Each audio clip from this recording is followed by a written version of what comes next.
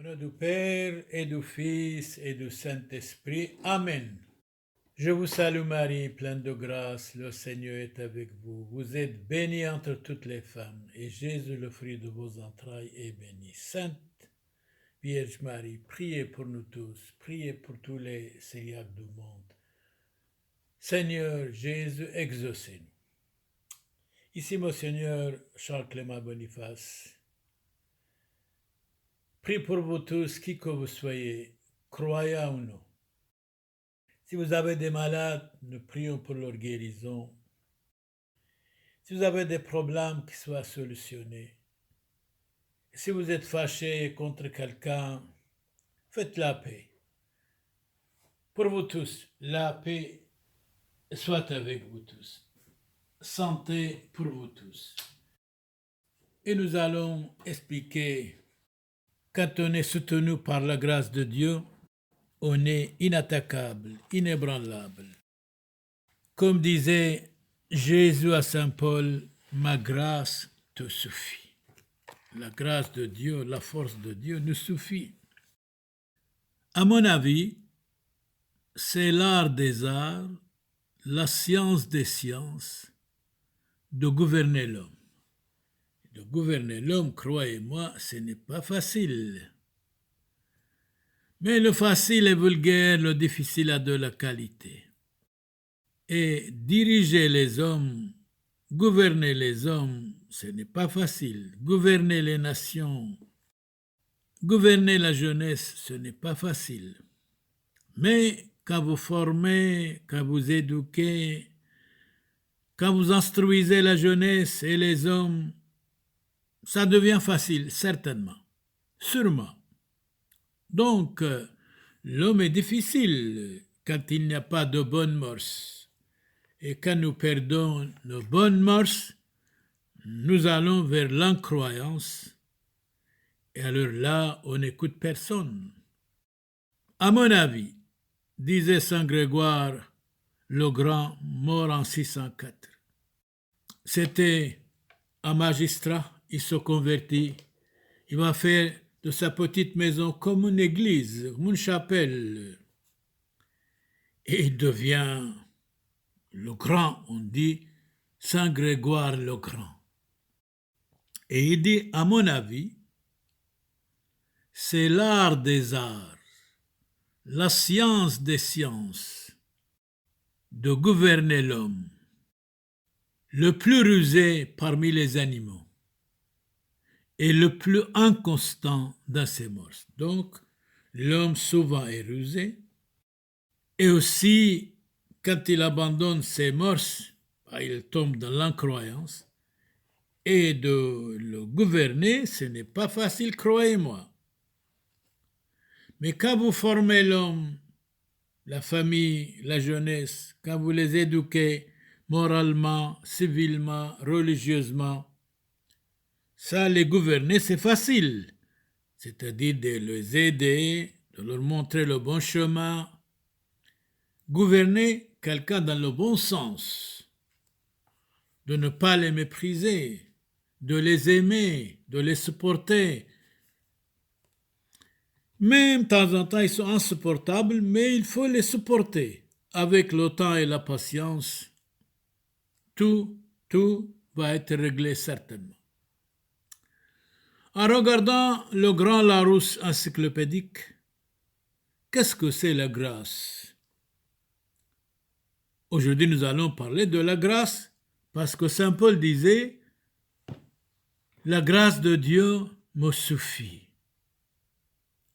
C'est par la grâce que vous êtes sauvés. Ma grâce te suffit, car ma puissance s'accomplit dans la faiblesse. Saint Paul, n'ayez pas peur. En avant, prêche en temps et à contre-temps.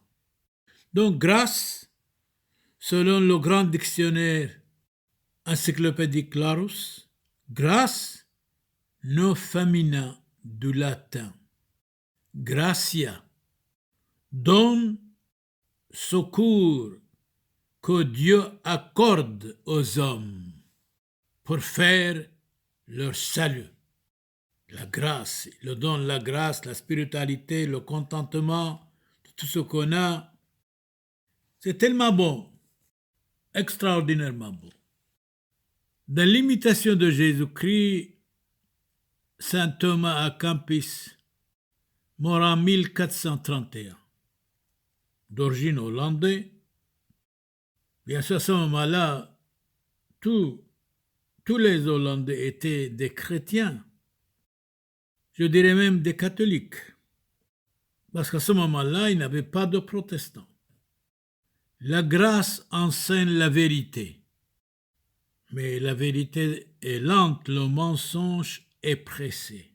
De temps en temps, les gens disent n'importe quoi contre la vérité. Jésus dit, je suis le chemin, la vie et la vérité. Personne ne peut aller à Dieu sans passer par moi. Nous devons passer par le Christ, parce qu'il est le chemin, il est la lumière, il est la vie, il est la vérité. La grâce enseigne la vérité, règle la conduite. Nous devons avoir de bonnes conduites. Vous la jeunesse, vous les familles, vous les amis, ayons de bonnes conduites. Si vous parlez comme les incrédules, comme les païens, comme les immoraux, alors, et si vous dites je suis croyant, ça ne va pas. Nous devons avoir de bonnes conduites sur tous les plans, sur tous les niveaux. Donc la grâce éclaire le cœur. Jésus dit, heureux les cœurs purs, ils verront Dieu. Malheureusement, de temps en temps, nous avons un cœur plein de haine, plein de jalousie, plein de méchanceté. Ça ne va pas. Nous devons balayer tout ça de nous, avoir un cœur pur. La grâce console dans les angoisses. Souvent, beaucoup de familles, beaucoup d'hommes et de femmes sont angoissés, contrariés, nerveux, tristes, abandonnés à leurs caprices. Nous souhaitons pour tous ces gens la santé, la protection céleste et beaucoup de force. La grâce chasse la tristesse. Nous devons avoir la joie. La joie est, comme dit saint Paul, la grâce de Dieu me suffit. Chasse la tristesse, dissipe la crainte et les ténèbres, nourrit la piété. Wow, c'est un homme pieux, c'est une femme pieuse. Sont vraiment spirituels. Ils sont équipés moralement, religieusement, civilement, sont vraiment blindés. Ils sont modèles pour leurs enfants, pour leurs amis, pour leurs voisins. Donc la grâce enseigne la vérité. Très bien. Règle la conduite. Très bien. Éclaire le cœur. Magnifique. Console dans les angoisses. Formidable. Chasse la tristesse. Dissipe la crainte et les ténèbres. Nourrit la piété. Tout cela, quand nous avons la grâce, et bien c'est ça. C'est ça, exactement. La grâce est la santé de l'âme et l'amour du cœur. À vous tous, qui que vous soyez, je souhaite beaucoup de santé. Si vous avez des malades, nous prions aussi pour leur guérison. Si vous avez un cœur dévié, ayez un cœur pur. Si vous détestez certaines personnes, aimez Dieu et le prochain, comme vous-même. Dante, un savant italien mort en 1321, il nous dit « L'âme est le plus grand miracle du monde ». Jésus a fait beaucoup de miracles quand nous lisons l'Évangile. Mais saint Augustin dit autrement. Vous parlez du monde, mais le monde corrompt, être corrompu, voilà le monde. Le monde ne peut jamais nous contenter. Dieu seul peut nous contenter, certainement, sûrement. La grâce est une lumière divine qui vient du ciel. Donc nous parlons aujourd'hui de la grâce, de contentement intérieur, donné gratuitement. Donc, la grâce est une lumière divine qui vient du ciel, donnée gratuitement aux hommes, à tous les hommes, mais à condition que les hommes demandent bien sûr la grâce. Vivre gracieusement, vivre dans la grâce, qui éclaire les yeux de l'homme intérieur et excite son affection pour lui faire valoir ce qu'il doit faire et exécuter ce qu'il a vu. Donc nous devons exécuter tout ce qui est beau, ce qui est raisonnable, tout ce qui est magnifique. Mais malheureusement, souvent, nous sommes méchants. Par exemple, beaucoup disent « Ah, c'est bon, j'ai bien compris. J'ai écouté l'homélie, c'était tellement bien, magnifique, merveilleux. » Mais attention, cette femme, cet homme qui dit tout ça, dites-leur un mot qui ne leur convient pas. Il devient ennemi immédiatement, ennemi numéro un. Ils sont fâchés tout de suite. C'est ça la question. Mais moi, quand je dis c'est bon, l'homélie, la parole de Dieu, la parole des saints, la parole des martyrs, je dois appliquer, même si quelqu'un m'attaque, m'insulte, je vais le bénir, je ne dois pas être fâché. Pour un oui, pour un non, on n'ose plus dire à quelqu'un quelque chose. Il est fâché immédiatement, il devient ennemi, et tout ce qu'il a entendu, il oublie complètement. Quand vous dites « Ah, c'est beau l'homélie, ah, c'est beau la parole de Dieu », mais quand quelqu'un vous pique du doigt, mais quand quelqu'un vous dit un mot, si vous êtes fâché, mais vous êtes un menteur, vous êtes une menteuse, c'est appliqué. Moi, je dis toujours, si quelqu'un m'insulte, je dois le bénir. Si quelqu'un m'attaque, je dois l'aimer, parce que Jésus a dit, aimez vos ennemis, priez pour ceux qui vous persécutent. Continuons. La grâce, selon saint Thomas d'Aquin, la grâce est une lumière de l'âme.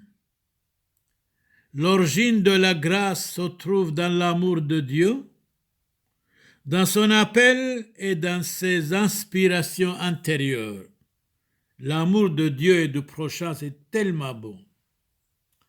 Mais nous tous, nous sommes des menteurs, nous sommes des incrédules, nous sommes versatiles. On est content, tout est beau, mais quand quelqu'un nous dit un mot qui ne nous convient pas, on devient des ennemis, on devient fâché, ça ne va pas précisément. Quand quelqu'un nous attaque, quand quelqu'un nous critique, nous devons être grands. Nous devons dire, c'est normal, nous allons nous améliorer.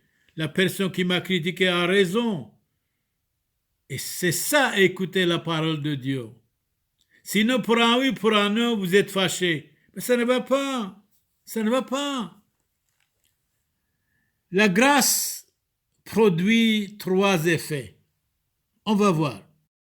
Le premier est la connaissance de soi-même. Connaître soi-même, ça vaut la peine. Connaître ses bêtises, sa qualité, ses passions déréglées, sa foi, son incroyance, sa haine. Mais tout cela, c'est dans l'homme. Nous devons nous connaître, nous devons nous améliorer. Surtout si quelqu'un nous dit quelque chose, si quelqu'un nous insulte, si quelqu'un nous attaque, nous devons l'aimer. Le problème avec les fidèles qui écoutent, ah, c'est bon. J'ai écouté l'homélie, j'ai écouté le discours, c'était magnifique. Mais dites un mot qui ne leur convient pas, ils sont immédiatement fâchés. Ils ne viennent plus même à la messe, et ils sont fâchés, ils deviennent des ennemis même. Non. C'est quand quelqu'un nous dit quelque chose qui ne nous convient pas, nous devons être contents et nous devons remercier la personne qui nous a attaqués. Mais maintenant, je vais m'améliorer 100%, monsieur, 100%, madame. C'est bien que vous m'avez critiqué, que vous m'avez montré mes défauts. C'est bien que vous n'étiez pas d'accord avec moi. C'est maintenant que j'ai compris, je dois m'améliorer. Merci pour votre critique. Merci, je n'étais pas blessé, pas du tout. J'étais guéri grâce à votre parole. Mais il y a des gens, quand vous dites une parole qui ne leur convient pas, ils deviennent des ennemis, ils deviennent fâchés, ils ne parlent plus même pas avec vous. Ça ne va pas, ce n'est pas chrétien ça. La grâce produit 3 effets. Le premier est la connaissance de soi-même. C'est très important. Le second, la détestation de la vie passée. La vie passée, si nous avons insulté quelqu'un, si nous avons péché, si nous étions incroyants, si nous avons fait quelque chose de mauvais, nous devons nous améliorer en disant le passé est terminé, maintenant j'ai une vie nouvelle. Une date clé, je me suis converti, même si quelqu'un m'attaque, m'insulte, je dois le remercier grandement. C'est ça être chrétien aussi. Et le troisième, c'est la confession de ses péchés. Donc, répétons, la grâce produit trois effets. La première est la connaissance de soi, connaître soi-même, sa faiblesse, sa misère, sa petitesse.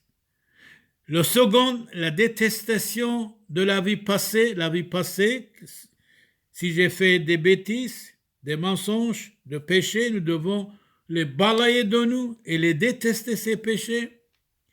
Le troisième, la confession des péchés. Alors Jésus a dit, confessez-vous, ceux à qui vous pardonnez ces péchés lui seront pardonnés, il dit à ses disciples, à ses prêtres. Bon. Et si vous dites, je n'ai rien à me reprocher, alors là, nous avons beaucoup de gaffes, beaucoup de fautes, certainement. Nous avons beaucoup de choses à nous reprocher. Même en disant ceci, c'est une faute. Lorsque la grâce n'habite pas dans un homme, les démons se cachent comme des serpents au fond de son cœur, ne laissant à l'âme aucun moyen d'arriver au désir du bien. J'aime bien écouter de nouveau cette phrase. Lorsque la grâce n'habite pas dans un homme ou dans une femme, les démons se cachent comme des serpents au fond de son cœur, ne laissant à l'âme aucun moyen d'arriver au désir du bien. Faites le bien. Courez dans le bien. Ça vaut la peine. Méfiez-vous du mal. Donnons la parole à Saint Éphrem. Saint Éphrem, mort en 373, nous éclaire et nous dit: la grâce de Dieu visite toujours notre cœur. C'est bon. Si elle y trouve une place préparée, elle entre et fixe sa demeure dans l'âme de l'homme. Mais s'il rencontre un cœur impur, elle se retire aussitôt. La grâce ne peut pas nous soutenir quand nous avons un cœur mauvais. Mais quand nous avons un cœur pur, la grâce de Dieu nous soutient et on peut dire: Seigneur, votre grâce me suffit. La grâce enseigne la vérité, règle la conduite, éclaire le cœur, console dans les angoisses, chasse de nous la tristesse, dissipe la crainte et les ténèbres qui sont en nous, nourrit la piété. Voilà la grâce. Saint Paul: j'ai reçu de la miséricorde de Dieu la grâce d'être fidèle éternellement. Effectivement, il a donné sa vie pour le Christ. Il s'est converti, il devient l'apôtre des nations. Il y a l'apôtre des nations, martyrisé à Rome. C'est par la grâce que vous êtes sauvés, encore dit Saint Paul, par le moyen de la foi. Et cela ne vient pas de vous. C'est le don de Dieu. La grâce, c'est le don de Dieu. Demandons: Seigneur, donnez-moi votre grâce, donnez-moi la force d'être bon. Saint Paul: ma grâce te suffit, Jésus-Christ lui dit, car ma puissance s'accomplit dans la faiblesse. Lorsque je suis faible, je dois être fort. Lorsque je suis faible, je dois être vigilant et prudent. Lorsque je suis faible, je dois être quelqu'un dans la vie inattaquable, fort et bien. Oui, c'est exact. Saint Paul nous dit, ma grâce. Donc Jésus dit à Saint Paul, ma grâce te suffit. Avez-vous compris? Car ma puissance s'accomplit dans la faiblesse. Eh bien, quand nous sommes faibles, quand nous avons la foi, Dieu nous donne la force, Jésus-Christ nous aide. Le Seigneur résiste aux orgueilleux. Méfions-nous de l'orgueil, de la vanité. Le Seigneur résiste aux orgueilleux et aux superbes. Il donne la grâce aux humbles. Nous devons être humbles et simples. Donnons la parole à saint Augustin. Que peut-il y avoir de plus doux pour les malades que la grâce de Dieu qui les guérit? Pour les paresseux, que la grâce les donne la force. Si vous avez des malades, nous prions pour leur guérison. Si vous avez des malades chez vous, nous prions qu'ils soient guéris. Si vous êtes fâché contre quelqu'un, réconciliez-vous. Contentez-vous de ce que vous avez. C'est ça, vivre heureux, être content avec tout petit ce que nous avons chez nous. La grâce seule délivre les hommes du mal. C'est vrai, dans le Notre Père, nous disons, délivrez-nous du mal. Ici, saint Augustin dit, la grâce seule délivre-nous du mal. La grâce seule délivre les hommes du mal. Mais beaucoup d'hommes courent derrière le mal. Il faut courir derrière le bien, derrière la paix, derrière la conciliation. De ne pas être méchant, de ne pas être jaloux, d'être bon. Méfions-nous de la jalousie, méfions-nous de la haine. Nous devons détester la haine. Celui qui est l'ennemi de la grâce, nous devons être ennemis de tout ce qui est mauvais. Celui qui est l'ennemi de la grâce ne saurait être le guide de la conscience. Nous devons avoir une conscience pure, une conscience inattaquable. Saint Basile le Grand, mort en 379, nous dit « Il est impossible que nous soyons capables de recevoir la grâce si nous n'avons auparavant éloigné de notre cœur, quoi? Éloigné de notre cœur? Le désordre, la méchanceté, la jalousie, la haine causée par le vice et qui domine notre âme. Le vice ne doit jamais dominer notre âme.